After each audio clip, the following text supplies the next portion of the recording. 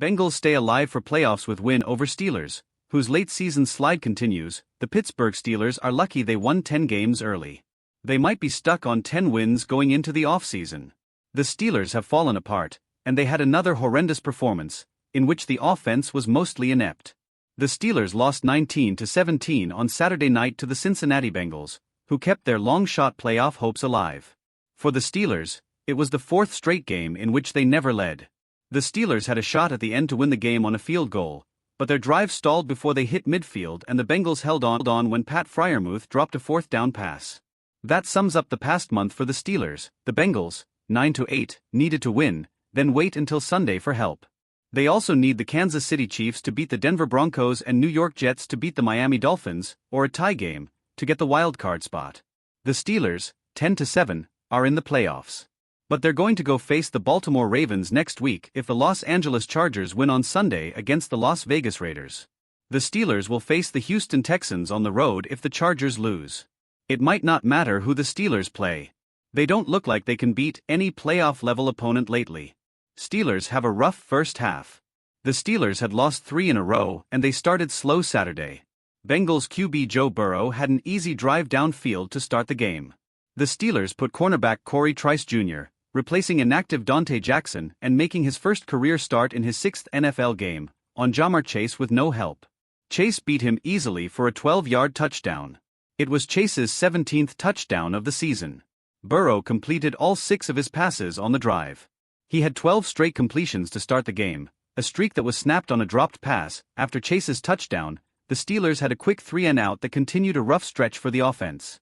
Pittsburgh hadn't even led a game since a Week 14 win over the Cleveland Browns. That was on December 8.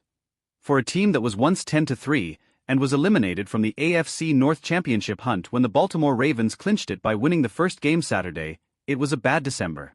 And the start to January didn't look much better. Pittsburgh got something going on offense and cut the deficit to 10-7 on a Najee Harris touchdown, but the Steelers had some mistakes late in the half. They fumbled away a punt return, though a fine catch off a deflection for an interception by Beanie Bishop Jr. bailed them out. But then the Steelers went for it on 4th, and won at their own 37 and were stopped, which handed Cincinnati a shot at points before the half ended. The Steelers held Cincinnati to a field goal attempt, and the Bengals hit it for a 13-7 lead. The Steelers had just 75 yards at the half. Russell Wilson had just 4 completions for 45 yards at that point. Pittsburgh didn't get over the 100-yard mark for the game until the fourth quarter. It probably should have been a 10-7 deficit at worst by halftime, but the Steelers couldn't get out of their own way. That's been their story for a month. Bengals stay alive for postseason. The Bengals' story has been the opposite. They have won 5 straight to keep their postseason hopes alive. Cincinnati had to hang on Saturday night. The Bengals should have put the game away and appeared to when they took a 19-7 lead. They were in great shape when they forced a Steelers punt, leading 19-14 with a little less than 6 minutes to go. But then a fluky turnover gave the Steelers renewed hope. A Steelers punt hit off the foot of Bengals cornerback DJ Ivey, who was blocking, and Pittsburgh recovered at a big sack by Trey Hendrickson, who leads the NFL in sacks going into Sunday's games, was a key reason the Steelers' drive stalled, and they settled for a field goal. The Steelers got yet another shot at the win. They got a sack right at the 2-minute warning on 3rd down to force a punt. Pittsburgh moved it downfield on a 3rd down catch by Freiermuth.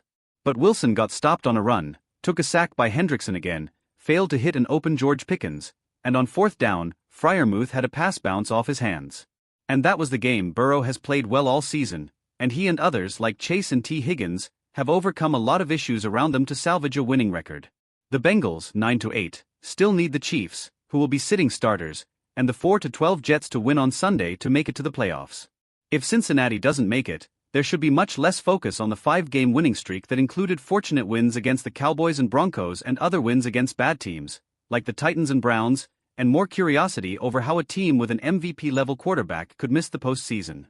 But going into the final day of the regular season, the Bengals are still alive. There'll be big Jets and Chiefs fans on Sunday.